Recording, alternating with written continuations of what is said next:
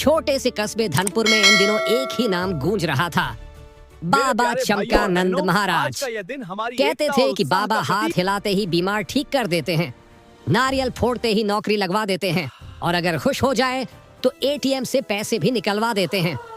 असल में बाबा का असली नाम था कालू उर्फ कालू राम।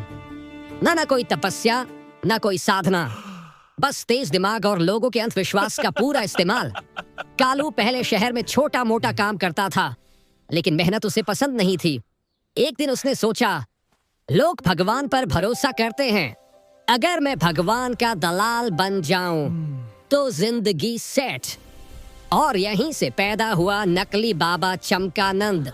बाबा ने सफेद कपड़े, गले में ढेर सारी मालाएं और माथे पर तिलक लगाकर एक पुराना आश्रम किराए पर ले लिया।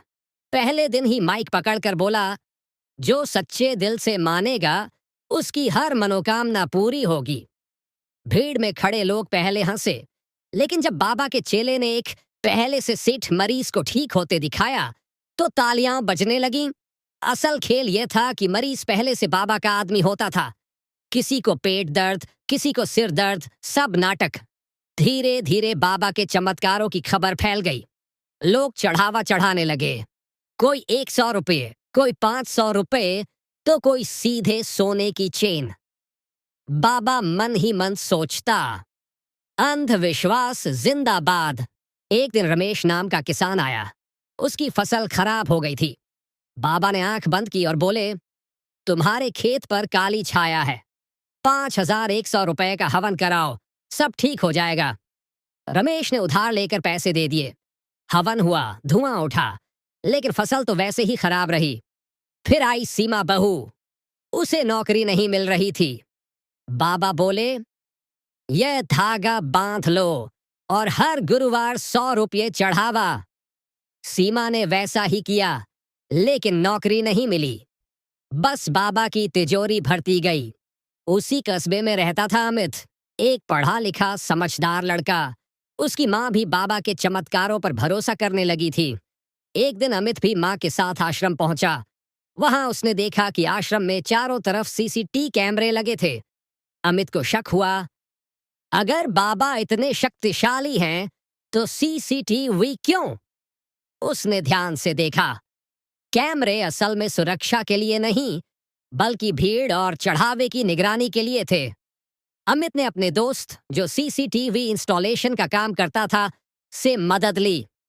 रात में कैमरे की रिकॉर्डिंग चुपचाप निकाल ली गई। रिकॉर्डिंग में जो दिखा वो किसी फिल्म से कम नहीं था। बाबा के चेले पहले से मरीजों को समझा रहे थे, जब बाबा हाथ रखें तो गिर जाना। एक वीडियो में बाबा खुद कह रहा था, भीड़ ज्यादा होनी चाहिए वरना चमत्कार नहीं लगेगा। एक और फुटेज में दान पेटी के पैसे गिनते हुए बाबा बोल रहा था, लोग जितने भोले हम उतने अमीर। अमित ने सब वीडियो एक पेन ड्राइव में सेव कर लिया। अगले रविवार आश्रम में भारी भीड़ थी।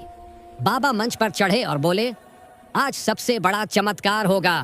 तभी अमित आगे आया और जोर से बोला, हाँ बाबा, आज असली चमत्कार दिखाइए। उसने प्रोजेक्टर चालू किया। सीसीटीवी फुटेज चलने लगी। भीड़ सन्न रह गई। किसी ने मुंह ढक लिया, किसी ने सिर झुका लिया। बाबा का चेहरा सफेद पड़ गया। वो चिल्लाया, ये सब झूठ है। तभी पुलिस की जीप आकर रुकी। किसी ने पहले ही शिकायत कर दी थी। इंस्पेक्टर ने बाबा से पूछा, इतने भोले लोगों को ठगते शर्म नहीं आई? बाबा बोला, साहब, लोग खुद ही मान जाते थे। इंस्पेक्टर हंसा, तो अब जेल में अपने चमत्कार दिखाना। हथकड़ी लगी और अगले दिन अखबार में खबर छपी, नकली बाबा गिरफ्तार, सीसीटीवी ने खोला राज। अमित की मां ने अखबार पढ़कर कहा, बेटा, अब समझ आई कि भगवान और बाबा में फर्क होता है।